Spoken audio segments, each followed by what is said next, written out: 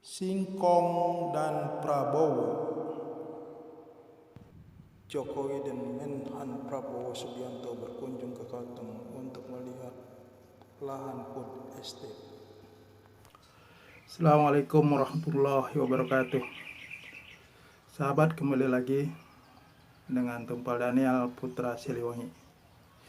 Kali ini obrolan kita berlanjut perihal tentang singkong, yang dimana kita banyak dengar di media massa atau khususnya media sosial, banyak orang yang mencibir tentang rencana Menhankam menangani singkong. Mereka mengatakan Menhankam kok ngurus singkong. Nah, seperti itu kata-katanya. Kata-kata ini ya bisa bermakna sindiran atau juga kesalahan atau juga melecehkan. Namun demikian kita ambil positifnya saja. Sesungguhnya bisa jadi bagi orang-orang yang loyalis kepada Prabowo merasa prihatin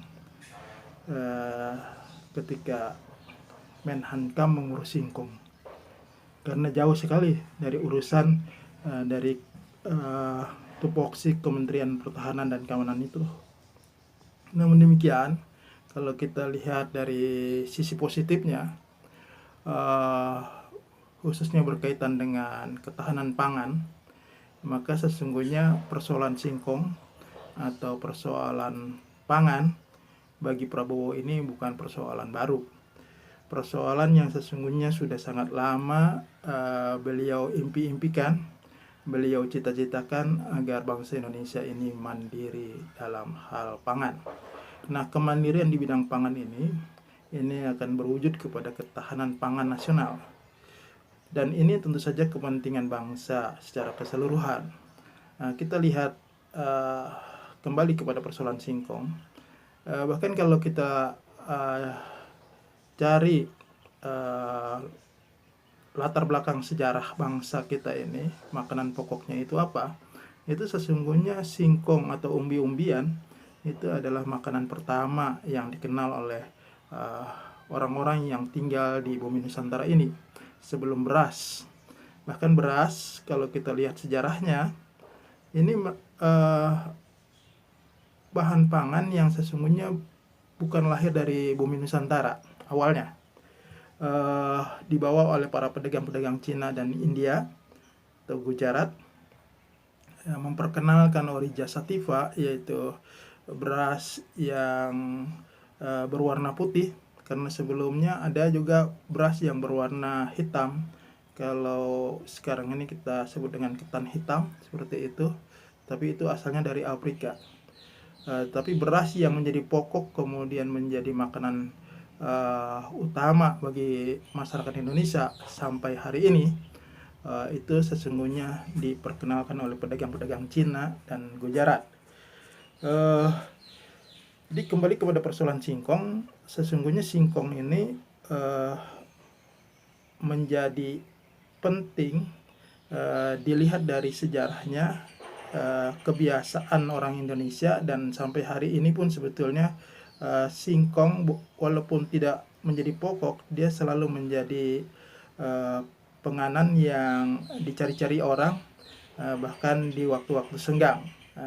Itu sangat nikmat untuk menemani secangkir kopi dengan singkong atau umbi-umbian. Nah, kalau kita lihat kondisi saat ini, sesungguhnya Indonesia terhadap singkong ini masuk dalam kategori negara yang 5 besar sebagai produsen singkong. Kita ketahui bahwasannya Nigeria, sebuah negara besar di Afrika, itu produsen singkong nomor 1. Kemudian diikuti oleh Thailand dan Brazil, baru yang keempat Indonesia. Jadi kisaran produksi singkong bangsa kita saat ini itu sekitar 20-21 juta ton per tahun. tentu saja ini adalah saat Indonesia belum begitu serius dan melihat singkong ini masih sebagai alternatif. Sekarang ini yang pokok adalah beras yang dikembangkan. Tapi kalau bangsa ini serius dan fokus untuk menangani singkong, tidak sulit rasanya kalau Indonesia bisa memproduksi singkong itu di atas 50 juta ton per tahunnya, karena lahannya sangat luas dan singkong bisa hidup di mana saja di seluruh bumi Nusantara. Insya Allah singkong bisa hidup dan mudah menanamnya dan murah cara menanamnya. Ini kelebihan daripada singkong ketimbang padi atau hal tumbuhan-tumbuhan yang lainnya. Bahkan kalau kita lihat dari fungsi singkong itu sendiri sebagai bahan makanan alternatif dari makanan pokok, dia itu bisa diolah menjadi tepung tapioka. Dari tepung tapioka ini bisa dibuat makanan atau kue-kuean macam-macam yang bisa kita temui tersebar di pelosok tanah air itu. Ada getuk, ada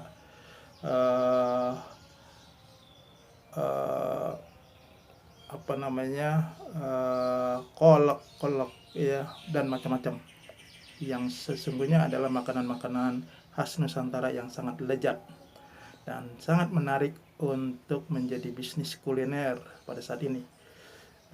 Jadi belum lagi ampas singkong itu sendiri, berdasarkan penelitian banyak para ahli itu mengatakan ampas singkong itu bisa dibuat sebagai pembangkit listrik dan juga sebagai bahan energi alternatif yang terbarukan. Saat ini bangsa Indonesia itu sangat ketergantungan dengan energi fosil yang cadangannya semakin menipis, maka kelak beberapa tahun ke depan bisa jadi kita akan langka akan sumber energi fosil. Maka pada saat itu kebutuhan energi yang terbarukan dari singkong ini akan menjadi primadona. Maka kita yakin ketika Presiden Jokowi mengajak Prabowo Subianto ke Kalimantan Tengah untuk melihat lahan di sana yang akan diproyeksikan untuk lumbung pangan nasional, akan ditanam padi dan singkong. Ini adalah permulaan yang bagus dan sudah direncanakan. Oktober ini sudah dimulai. Pak Prabowo sudah mendapati lahan kurang lebih sekitar 30.000 hektar untuk dia tanamkan singkong. Tentu saja dengan teknologi yang modern, maka singkong itu akan bisa diproduksi dengan cepat dan dikemas dengan berbagai menjadi industri olahan lainnya. Berkaitan dengan Pak Prabowo ini, Pak Prabowo dan singkong, katakanlah begitu, ini sesungguhnya menjadi satu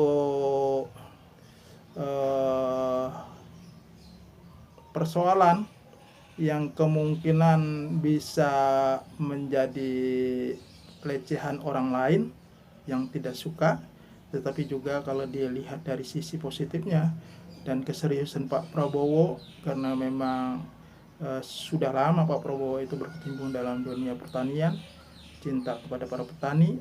Dia pernah juga sebagai ketua HKTI, Himpunan Kerukunan Tani Indonesia, dan dia juga sendiri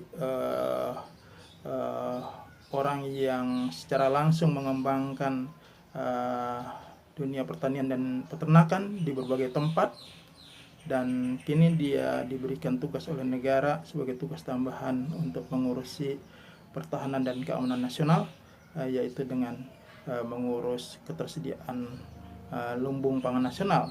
dan singkong menjadi produk unggulan, dan kita yakin singkong di tangan Prabowo menjadi primadona. Sahabat, demikianlah obrolan kita. Mudah-mudahan ini berguna dan bisa menginspirasi kita tidak lagi menganggap enteng tentang singkong. Bisa jadi singkong akan menjadi satu kebutuhan yang utama di masa yang akan datang bagi bangsa dan negara kita ini, menjadi tumpuan dari bergulirnya perekonomian nasional, perekonomian rakyat. Karena singkong sangat lekat dengan rakyat, maka ke depan jangan muncul lagi istilah anak singkong menjadi sesuatu kosakata yang terpinggirkan, tetapi anak singkong menjadi bangsa singkong, menjadi negara singkong, apapun namanya, yang penting adalah bangsa kita mandiri. Mandiri pangan, mandiri energi, mandiri air, sumber daya air. Menurut Prabowo dalam kampanye Pilpres 2019, ini menjadi syarat bagi sebuah bangsa untuk mandiri. Bangsa yang mandiri adalah bangsa yang berdiri tegak di atas kaki sendiri, tidak tergantung dengan bangsa lainnya. Maka bangsa itu bisa akan dengan leluasa, dengan merdeka untuk memproyeksikan kemana arah bangsa itu akan dituju. Demikian, Assalamualaikum warahmatullahi wabarakatuh.